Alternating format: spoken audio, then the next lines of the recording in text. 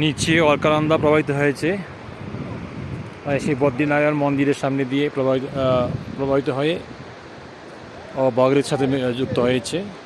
এখান থেকে বদ্রীনারায়ণ 3 কিলোমিটার।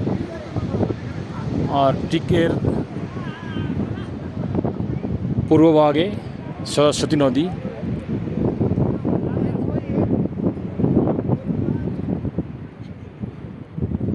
ঠিক এই দিকটায় দ্রৌপদীর সমাধি মন্দির।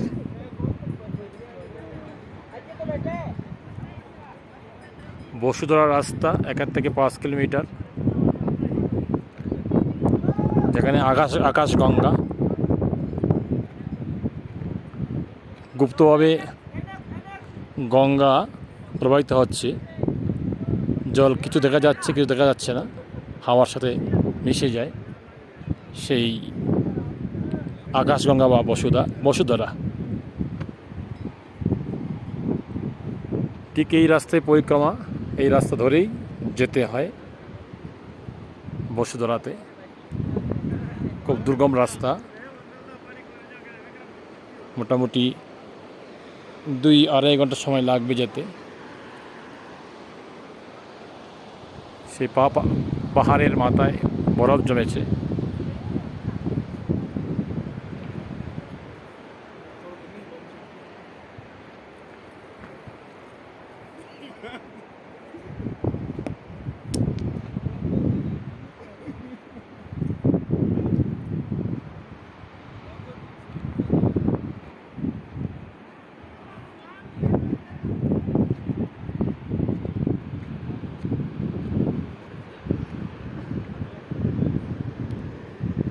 বসুধরা থেকেই সে অলকানন্দা প্রবাহিত।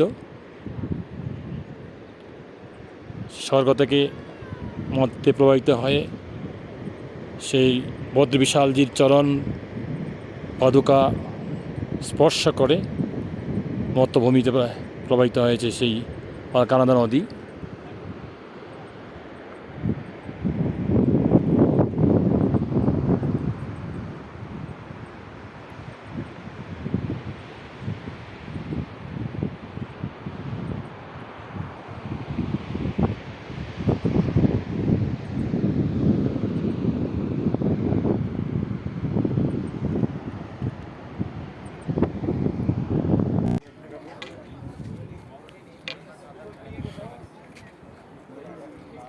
ব্যাস গুফা, এখানে ভগবান ব্যাসদেব বেদ রচনা করেছিলেন। রচনা বলতে ভগবান ব্যাসদেব বেদ, তিনি তার মুখ নিঃসৃত বাণী প্রকাশিত হচ্ছিল। আর নিচে গণেশ গুম্ফা, ভগবান ব্যাসদেব বলছিলেন আর গণেশজি তিনি তার কলমে লিখছিলেন। নিচে সরস্বতী নদী, আমরা একটু পরেই দর্শন করতে যাব। গণেশজি দেবী সরস্বতীর আজ্ঞাপ্রাপ্ত হয়ে তিনি বেদ লিখতে শুরু করেন। সেই নিচে গুফা আমরা রেখে এসেছি। এটি হচ্ছে মানাগাঁও, লাস্ট বর্ডার অফ ইন্ডিয়া।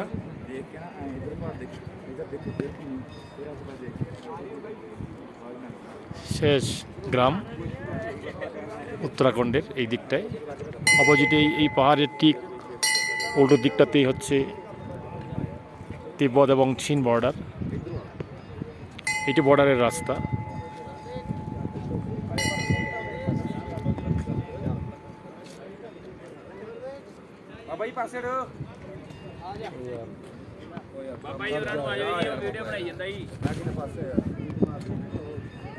অদূরে ঠিক এখান থেকে 3 থেকে 3.5 কিলোমিটার উত্তর দিকে বদ্রীনারায়ণ মন্দির। ঠিক নিচেই সরস্বতী, এখান থেকে উৎপত্তি দেবী সরস্বতী নদীর।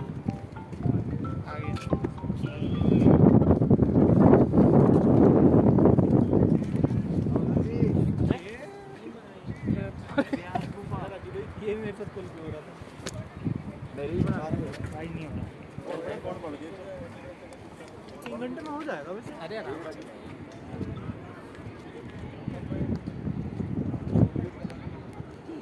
हेलो। पावर बैंक तो नहीं है जो था डिस्चार्ज हो गया।